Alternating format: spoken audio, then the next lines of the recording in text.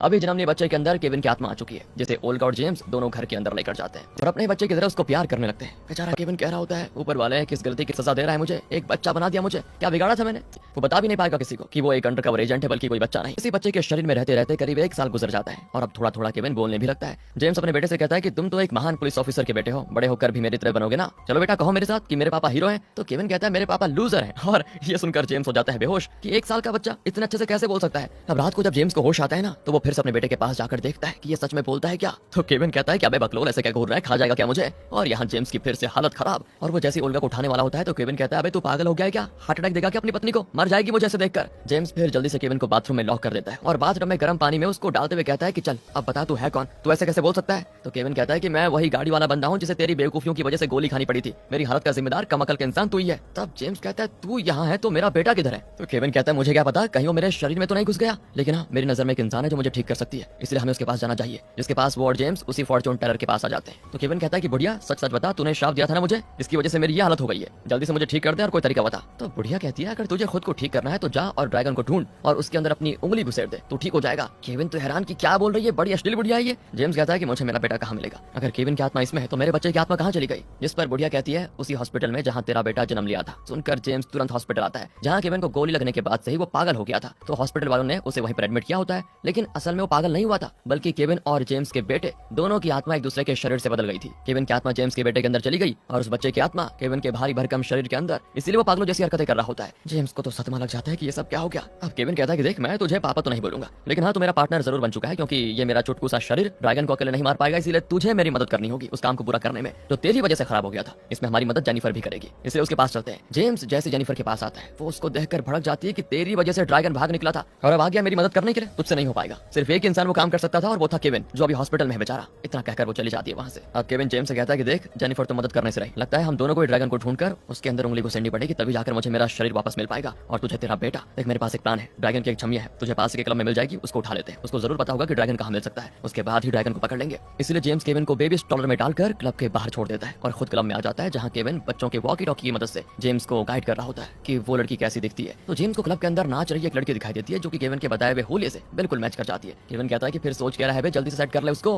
और डेट पर चलने को बोल, वहीं से उठा लेंगे उसे। जेम्स कहता है कि यार मैं शादीशुदा हूँ, बड़ी मुश्किल से ओल्गा को पटाया था मैंने और मेरे बस की बात नहीं है किसी दूसरी लड़की को पटाना। लेकिन दोस्तों फिर वो जैसे हिम्मत करके उस लड़की के पास आकर कहता है कि हेलो मिस, इतना कहते वो लड़की घसीट कर उसको थप्पड़ मार देती है, ये कहते हुए कि मुझसे बात करने के लिए भी फी देनी पड़ती है, पैसे दे मुझे तभी तुम्हारा काम करते जाऊंगी। ये सुनकर बेचारा जेम्स अपनी जमा पूंजी निकाल कर उस लड़की को दे देता है, इस उम्मीद में कि अब लड़की खुद से ही ड्रैगन का पता बता देगी। लेकिन वो लड़की तो जेम्स को कमरे में लेकर जाती है और उसके साथ पैसों के बदले एंजॉय करने की सोचती है। जेम्स कहता है ये क्या कर रही हो, मैं शादीशुदा हूँ, मेरी पत्नी को पता चला तो मुझे छोड़कर भाग जाएगी। बेचारा जेम्स बुरी तरह फंस चुका होता है और वो लड़की उसे छोड़ने को तैयार नहीं। तब जेम्स उस लड़की को ऐसा धक्का मारता है ना कि वो सीधे बेहोश। केविन कहता है कि बढ़िया काम किया तूने, चल वहां से उस लड़की को उठाकर लेकर आजा, मैं उसे ड्रैगन का पता बुलवा लूंगा। इसलिए जेम्स उस लड़की को सभी से छुपाकर एक फाउंटेन के पास लेकर आता है और उसकी आंखों पर पट्टी बांध देता है। तब केविन उस लड़की से कहता है कि एक कदम भी आगे बढ़ाया तूने तो सीधा खाई में गिरोगी और तुम्हारा ये गोरा शरीर लाल हो जाएगा, समझी। जिंदा रहना चाहती है तो बताओ मुझे कि ड्रैगन कहाँ मिलेगा। ये सुनकर वो बेचारी लड़की सच में डर जाती है कि ये लोग मुझे नीचे फेंक देंगे। तो वो बता देती है ड्रैगन अभी कुछ बिजनेस डील के लिए शिप पर मौजूद है, वहाँ सिर्फ डीलर्स वगैरह को जाना ही अलाउड है, हैरा गैरा वहाँ नहीं जा सकता। तभी क्लब वाले उस लड़की को देख लेते हैं तो केविन जेम्स से कहता है कि भगले गुरु अपना काम हो गया,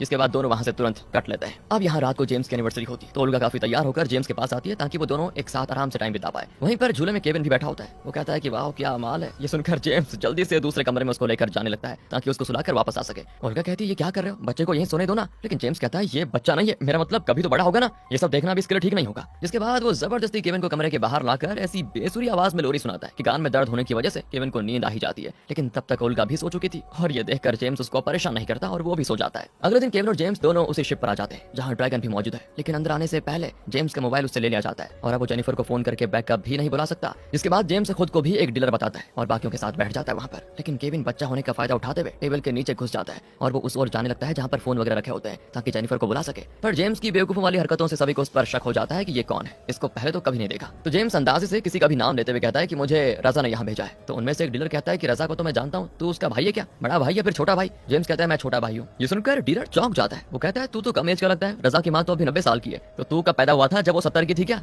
और ये सुनकर जेम्स के पसीने छूट जाते हैं कि हो गया काम, फंस गया मैं। तो वो उन डीलर में से ही एक को फंसाते हुए कहता है कि मैं यहाँ ड्रैगन को मारने आया हूँ और इस डीलर ने मुझे यहाँ पैसे दिए थे मारने के लिए। ये सुनकर तो अब सारे डीलर्स के बीच झगड़ा शुरू हो जाता है, सभी एक दूसरे को मारने लगते हैं। तो वही मौके का फायदा उठाकर ड्रैगन वहाँ से भागने की कोशिश करता है, पर जब जेम्स उसके पीछे जाता है तो ड्रैगन के गुंडे उससे लड़ने लग जाते हैं। बेचारा जेम्स उन गुंडों के हाथों बहुत मार खाता है और मार खा खाकर उसकी हालत हो जाती खराब। लेकिन जब उसके कोट में लगा हुआ फूल जमीन पर गिरता है और उस पर बदमाश पैर रख देते हैं तो जेम्स का खून खौल जाता है कि अब मैं इनको नहीं छोड़ूंगा। वो जितनी मार खा रहा था उससे भी भयंकर तरीके से सभी बदमाशों की धुलाई कर देता है। तब तक वहाँ केविन भी आ जाता है जो ड्रैगन को पकड़ लेता है, लेकिन उसकी और जेम्स की मेहनत पूरी तरह से हो जाती बर्बाद, क्योंकि जिस ड्रैगन को उन्होंने पकड़ा था वो असली नहीं होता बल्कि एक एक्टर को ड्रैगन का नकली चेहरा दे दिया गया था जिसे असली समझकर इन्होंने पकड़ लिया। वो एक्टर कहता है मुझे माफ कर दो लेकिन मैं सच कह रहा हूँ, ड्रैगन को मैंने खुद भी अपनी आंखों से कभी नहीं देखा। वो कहता है कि ड्रैगन के बंदे आते हैं और जो जरूरत का सामान होता है वो दे जाते हैं। ड्रैगन को जो भी डायलॉग कहने होते हैं वो मुझे मोबाइल पर भेज दिया करता है, इसलिए मैं कभी उसकी रियल आइडेंटिटी को नहीं जान पाया। अब ये सुनने के बाद जेम्स और केविन के गुस्से का ठिकाना नहीं होता कि अब हम कहाँ ढूंढेंगे ड्रैगन को, लेकिन उनके पास वो फोन जरूर आ चुका है जिसमें ड्रैगन डायलॉग भेजा करता है। तो दोस्तों अब इस फोन की मदद से ये ड्रैगन तक पहुंच सकते हैं, बस एक बढ़िया प्लान बनाने की जरूरत है। अब इतना बड़ा मुश्किल काम करने से जेम्स को भूख लग जाती है, इसलिए वो ड्रैगन की मीटिंग से चुराए हुए चॉकलेट्स खा लेता है। उसे ऐसा लग रहा था कि उसने चॉकलेट खाए,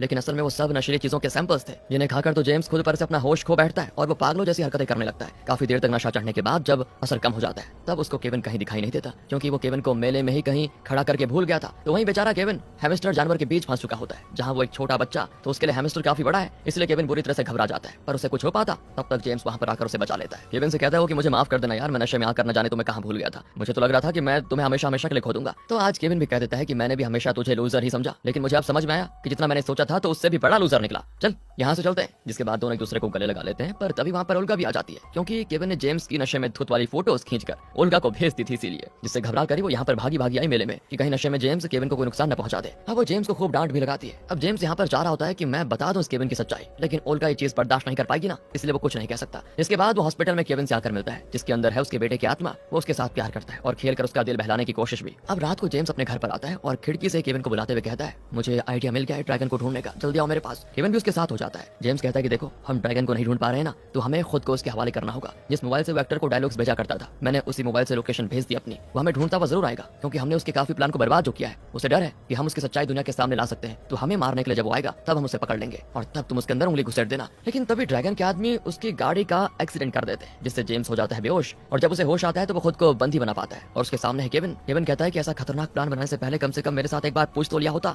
देखा फंस गए हम, हो तो अच्छा हो मेरा दिमाग तेज चलता है। तो तेरी पत्नी का फोन उठा लिया था मैंने, जेनिफर को फोन करके बुलाता हूँ अभी, वो आकर हमारी मदद कर देगी। लेकिन वो फोन ही करने वाला होता है कि तभी वहाँ पर जेनिफर आ जाती है। अब वो केविन को तो पहचानती नहीं कि बच्चे के अंदर असल में केविन है, सिर्फ जेम्स को देखकर कहती है तुमने तो मेरी नाक में दम करके रखा हुआ है, पहले भी मेरा प्लान फेल किया, अभी भी परेशान करने में लगे हुए हो, इसलिए तुम्हारा एक्सीडेंट करवाना पड़ा मुझे। जिसके बाद जेनिफर सारी सच्चाई जेम्स को बताने लगती है कि कोई ड्रैगन इस दुनिया में एग्जिस्ट ही नहीं करता, ड्रैगन को तो मैंने खुद बनाया है, वो भी सिर्फ केविन को फंसाने के लिए। जिस दिन वो गाड़ी के अंदर ड्रैगन को मारने आया था उस गाड़ी में भी ड्रैगन के होलिया में वही एक्टर मौजूद था, क्योंकि ड्रैगन नाम का कोई इंसान इस दुनिया में है ही नहीं। मैं केविन को गाड़ी में बस एक बार लाना चाहती थी ताकि वहीं उसका खेल खत्म कर दूं, लेकिन तुमने मेरा प्लान फेल कर दिया। ये सुनकर जेम्स हैरान हो जाता है। वो कहता है मैंने तो सोचा था कि तुम और केविन एक दूसरे को पसंद करते हो। तो जेनिफर कहती है करते हो नहीं, करते थे, मैं केविन से बेहद प्यार करती थी, लेकिन शादी वाले दिन ही उसने मुझे धोखा दे दिया और वो आया ही नहीं। उसके बाद मैंने कभी उसे देखा नहीं, इसीलिए मैंने ड्रैगन का प्लान बनाया, क्योंकि अंडरकवर एजेंट होने की वजह से वो जरूर ड्रैगन को पकड़ने में मेरा साथ देगा और तब मैं उसकी जान ले लूंगी। ये मैंने सोचा था, लेकिन तुमने सब गोबर कर दिया, इसलिए अब तुम भी नहीं बचोगे। और वहाँ बैठा केविन भी दंग रह जाता है सच्चाई जानकर, लेकिन वो समझ चुका था कि अगर ड्रैगन को जेनिफर ने बनाया तो इसके अंदर ही उंगली घुसेड़नी होगी,